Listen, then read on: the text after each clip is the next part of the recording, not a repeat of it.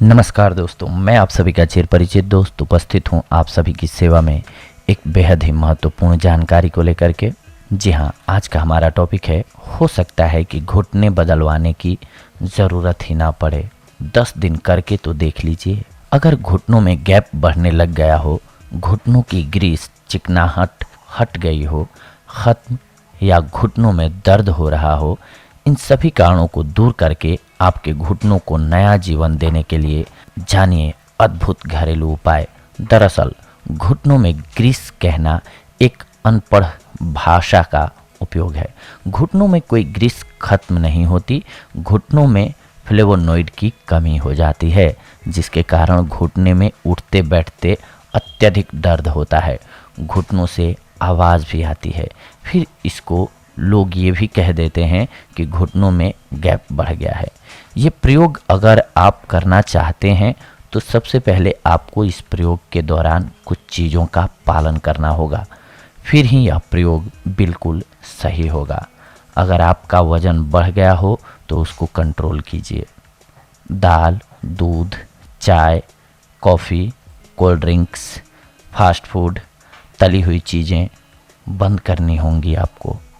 अगर आपका खड़ा रहने का काम है तो 10 दिन छुट्टी कर लीजिए। पानी कभी भी खड़े होकर नहीं पीना है।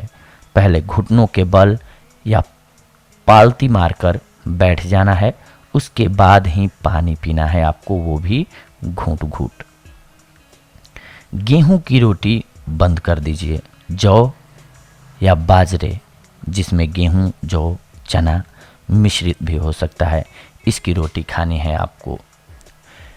ये समस्या अधिकतर बुढ़ापे में आती थी, मगर अभी ये हमने जो आपको बताया, इन कारणों के कारण, जिनमें वज़न बढ़ जाना, खड़े होकर काम करना, पानी खड़े होकर पीना, फास्ट फूड अधिक सेवन करना, तली हुई चीज़ों का अत्यधिक सेवन करना मुख्य कारण है। तो इससे बचने के लिए हम आपको प्रयोग बता रहे हैं, इनको कीजिए, आपको रिजल्ट मिल जाएगा। सबसे पहला प्रयोग 10 दिन के लिए। सहजन का वृक्ष अक्सर मिल जाता है, तो आपको इसकी छाल ले लेनी है। सहजन की छाल 10 ग्राम अर्थात 2 चम्मच 2 गिलास पानी में 1/4 रहने तक धीमी आंच पर पकाएं। फिर इसको उतार कर अच्छे से इस पाउडर को पानी में निचोड़कर फिर इसको छान लें किसी कपड़े की मदद से, और इसको घूंट घूंट कर पी लें, पालती मार कर। ध्यान रखें, यही प्रयोग आपको दिन में कम से कम 3 से 5 बार करना है। दूसरा प्रयोग 10 दिन के लिए। शल्की एक आयुर्वेदिक जड़ी बूटी है, जिसमें बोसोवेलिक एसिड नामक सूजन को कम करने वाला ट्राइपेनॉइड शामिल है। बोसोवेलिक एसिड ऑस्टियोआर्थराइटिस और रूमेटिइस बोसोवेलिक एसिड ऑस्टियोआर्थराइटिस और रूमेटिइड अर्थराइटिस और पीठ दर्द के लिए प्रभावी होता है। पहले तो इस पेड़ की छाल 10 ग्राम 2 गिलास पानी में गर्म करें और 1/4 यानी कि 1/4 रहने पर इसको पी लें। ऐसा दिन में 3 से 5 बार करना है। अगर स्थिति ज़्यादा कठिन है तो इस काढ़े में 1 ग्राम लोबान गोंद, जो इसी पेड़ की गोंद होती है, वो भी डाल दें, या इसकी गोंद को दूध में डालकर भी पी सकते हैं आप। ये जो दोनों प्रयोग मैंने बताया, इनमें से कोई भी प्रयोग आप अपना सकते हैं। पहले प्रथम वाला प्रयोग करने की कोशिश करें, अगर ना हो पाए तो आप दूसरा वाला प्रयोग कर लें।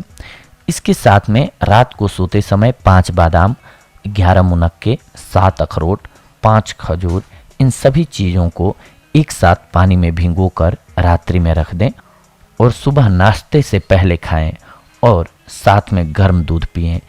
इस दूध में लोबान की गोंद 1 ग्राम डालकर गर्म करें। कुछ दिन तक यह प्रयोग रोजाना करें। ऐसा करने से घुटनों के दर्द में आराम मिलेगा। सर्दियों में इसके साथ में ये भी करें आप, नारियल की सूखी गिरी भी घुटनों के दर्द के लिए बहुत अच्छी औषधि है। रोजाना 30 ग्राम सूखा नारियल खाएं। घुटनों पर दिन में 2 बार नारियल के तेल की मालिश गोलाई से करें।